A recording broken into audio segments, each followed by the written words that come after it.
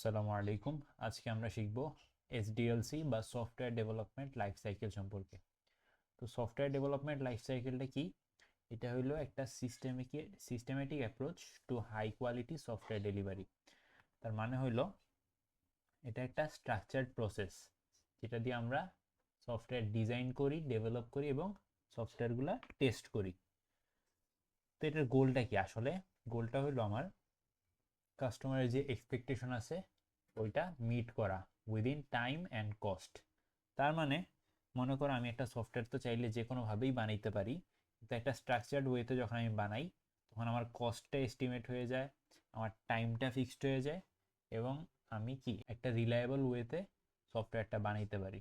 তো এটার ইম্পর্টেন্স আছে কি, এটাতে আমাদের এফিসিয়েন্সি ইমপ্রুভ হয়। মনে করো আমি একটা সফটওয়্যার বানানো শুরু করে দিলাম, এই একটা কাজ করলাম, এই কোড লিখলাম, এরপর এখানে একটা প্রবলেম পাইলাম, এরপর ওইটা ফিক্স করলাম, এরপরে দেখা গেলো যে আমার ওই রিকোয়ারমেন্টটা মিট হইতেছে না, ওই জিনিসটাতে আমি একটা প্রবলেম পেয়ে গেছি যেটা ঠিকঠাক করা যাইতেছে না, টাইম লেগে যাইতেছে।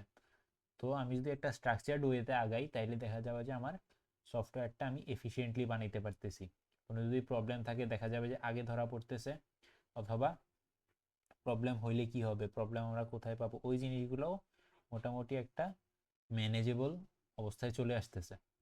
তো এটাতে আরও কি লাভ হয়, রিস্কগুলো আমরা আর্লি দেখতে পাই। মনে করো যে একটা জিনিস প্ল্যান করতেছি আমি, তো এটা যখন আমি মনে করো সফটওয়্যার ডিজাইন করতেছি, তো এদিকে কোন জিনিসটা কিভাবে ইউজ করলে কোথায় কি লাভ হইতে পারে, লস হইতে পারে, কোথায় কি রিস্ক আছে, কোথায় কি অপরচুনিটিস আছে, ওগুলো আমি একদম চোখের সামনে দেখতেছি যখন আমি সফটওয়্যারটা ডিজাইন করতেছি। এবং কন্ট্রোলস ডেভেলপমেন্ট কস্ট, আমি যখন আগে প্ল্যান করে নিতেছি আমার যে এইভাবে আমি সফটওয়্যারটা ডেভেলপ করব, তখন ডেভেলপমেন্টে কী কী কস্ট আসতে পারে, কস্টগুলো কীভাবে কোথায় ইউজ হবে, এগুলো আমরা একটু ওভারভিউ পেয়ে যাইতেছি। তো আমাদের সফটওয়্যার ডেভেলপমেন্টের কিছু স্টেজ আছে লাইফ সাইকেলের মধ্যে।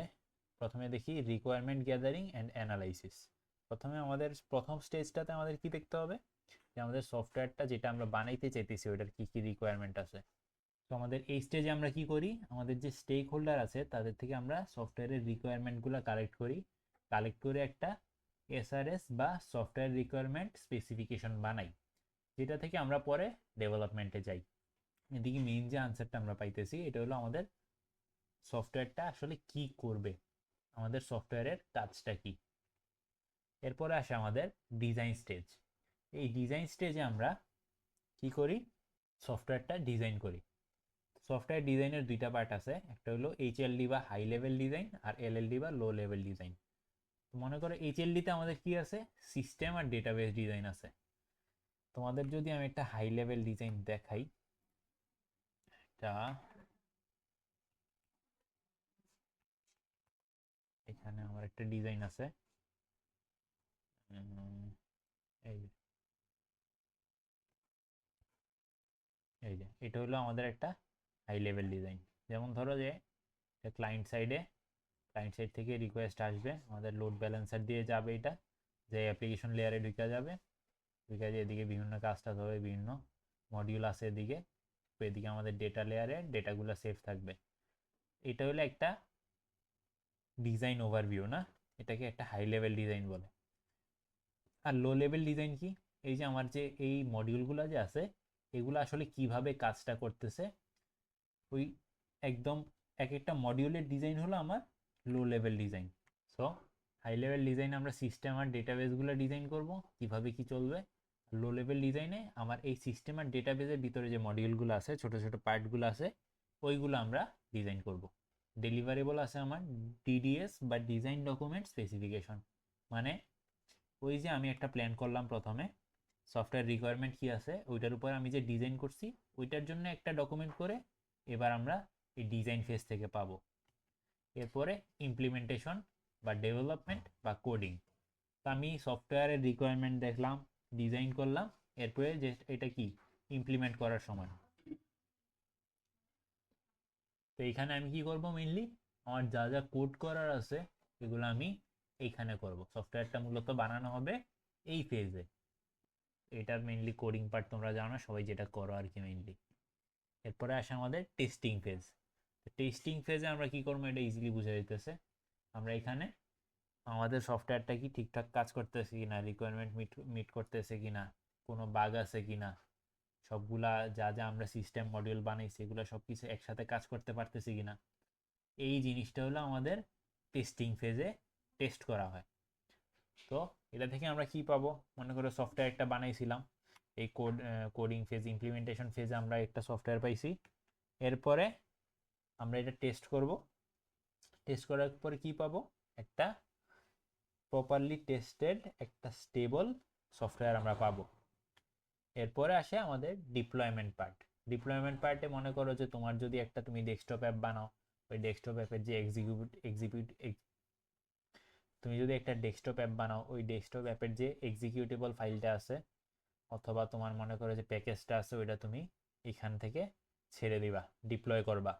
তারপর মনে করো যে তোমার যদি একটা ওয়েবসাইট হয়, এটা সার্ভারে সেট আপ করা, ওই জিনিসগুলো আমাদের ডিপ্লয়মেন্ট পার্টে হয়, ডিপ্লয়মেন্ট স্টেজে। এরপরে আসে আমাদের মেনটেনেন্স। মনে করো তুমি একটা সফটওয়্যার ছেড়ে দিলা বাজারে, এরপরে আস্তে আস্তে তোমার কিছু ফিচারের নতুন রিকোয়ারমেন্ট আসতে পারে, অথবা মনে করো যে তোমার সফটওয়্যারটা অনেকদিন ধরে বাজারে চলতেছে, খুব পপুলার হয়ে গেছে, তখন এটার উপরে হ্যাকার যারা আছে তাদের এটার উপরে আগ্রহ বেড়ে যেতে পারে, তখন তোমার সিকিউরিটি ইস্যুস কিছু হইতে পারে, নতুন করে আসতে পারে। তো ওই জিনিসগুলোর জন্য তুমি তো এগুলো আস্তে আস্তে ফিক্স করবা, আপডেট করবা, এই কাজগুলো তোমার হবে মেনটেনেন্স ফেজে। তো এখানে কি কি আসবে দেখো, কারেক্টিভ, তার মানে বাগ ফিক্স, কিছু যদি ভুল থেকেও থাকে তোমার টেস্টিং এর পরে, ওটা তুমি এখানে ফিক্স করে ফেলবা। অ্যাডাপটিভ, মনে করো যে ওএস এর যে আপডেট আসে, আমাদের উইন্ডোজের আপডেট আসে, এরপরে অ্যান্ড্রয়েডে আপডেট আসে, এই জিনিসগুলো তুমি এদিকে করবা। এরপরে আর কি, পারফেক্টিভ, মনে করো যে তোমার সুন্দর একটা অ্যাপ আছে, হ্যাঁ, ফেসবুক অনেক সুন্দর মতো চলতেছিল, এরপর ওরা কি করলো, এটার আপডেট নিয়ে আসলো, প্রথমে খালি লাইক ছিল, এরপর রিয়েক্ট নিয়ে আসলো, প্রথমে তোমার যে কুইরি ইত্যাদি ইত্যাদি ছিল, এরপর রিয়েক্ট জিএস নিয়ে আসলো, মানে বহিত কাহিনী করতেছে আস্তে আস্তে কি জিনিসটাকে একটা পারফেক্ট স্টেজে নিয়ে আসার জন্য আপডেট একটার পর একটা আসলে আসতেই থাকে। এই সব কিছু আমাদের কই হয়, মেনটেনেন্স ফেজে। এরপরে দেখো আমাদের কিছু পপুলার এসডিএলসি মডেল আছে, মানে এসডিএলসির এই যে আমরা স্টেজগুলো দেখলাম, এগুলা সবগুলা মডেলেই কমন, মানে সব জায়গায় দেখবা যে আমরা প্ল্যানিং করতেছি, ডিজাইন করতেছি, এরপর কোডিং করতেছি, টেস্টিং, ডিপ্লয়মেন্ট সবই আমরা করতেছি, কিন্তু এগুলো আমরা কিভাবে করতেছি ওইগুলোর উপর আরও কিছু মডেল আছে। মনে করো যে ওয়াটারফল মডেল আছে, এই যে আমরা যে আমাদের ফেজগুলো দেখলাম একটা সিরিয়ালে আসছে না, requirement gathering, design, implementation, testing, deployment, maintenance, একটা সিরিয়াল আছে। তো ওয়াটারফল মডেলে কি হয়, এই একদম প্রতিটা সিরিয়াল একদম খুব স্ট্রিক্টলি মেনটেন করা হয়, এই মডেলটা হলো ওয়াটারফল মডেল। এরপর আমাদের অ্যাজাইল মডেল আছে, স্পাইরাল, ভি মডেল, এগুলো আছে, এগুলা আরও বিভিন্ন টাইপের মডেল যেগুলো আমাদের সফটওয়্যারের রিকোয়ারমেন্ট অনুযায়ী যেগুলা আমরা ইউজ করি।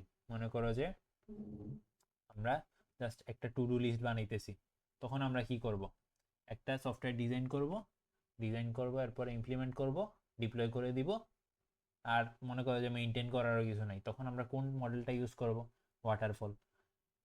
আবার মনে করো যে এই যে গুগল ফেসবুক যা করতেছে, ইউটিউব ফেসবুকে মানে ক্রমাগত আপডেট আসতে থাকে না, কেন আসতে থাকে, কারণ তাদের যেই সফটওয়্যারটা আছে এটা মানুষের উপরে খুব বেশি ডিপেন্ডেন্ট, মানে মানুষ কিভাবে ইউজ করতেছে, কিভাবে এটার প্রতি রিয়াক্ট করতেছে, ওইটার উপরে ডিপেন্ড করে তারা সফটওয়্যারটা সামনে কিভাবে চালাবে।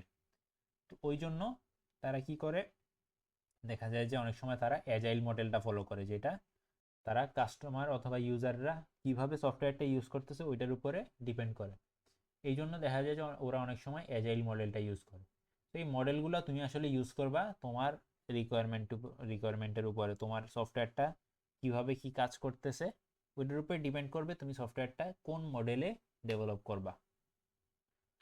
তো ফাইনালি কনক্লুশনে আমরা দেখতে পারি যে এসডিএলসি হলো যে একটা কি করে, সফটওয়্যারের কোয়ালিটিটা এশিওর করে, মানে একটা সফটওয়্যার আমি চিন্তা করলাম বানাই ফেললাম, ওইটার চেয়ে একটা ওয়েল প্ল্যান্ড একটা সফটওয়্যার যদি আমি বানাই, ওইটা আরও কি সব দিক দিয়ে বেটার হবে, সফটওয়্যারের কোয়ালিটিটা ভালো হবে। আর আরেকটা কি জিনিস, মডেল চয়েস, মানে এই যে আমার যে মডেলগুলো আছে ওয়াটারফল, অ্যাজাইল, স্পাইরাল, এগুলো আমি চয়েস করব কিসের উপরে, আমার প্রজেক্টের, আমার সফটওয়্যারটার নিডের উপরে। সো এই ছিল আমাদের এসডিএলসি বা সফটওয়্যার ডেভেলপমেন্ট লাইফ সাইকেল।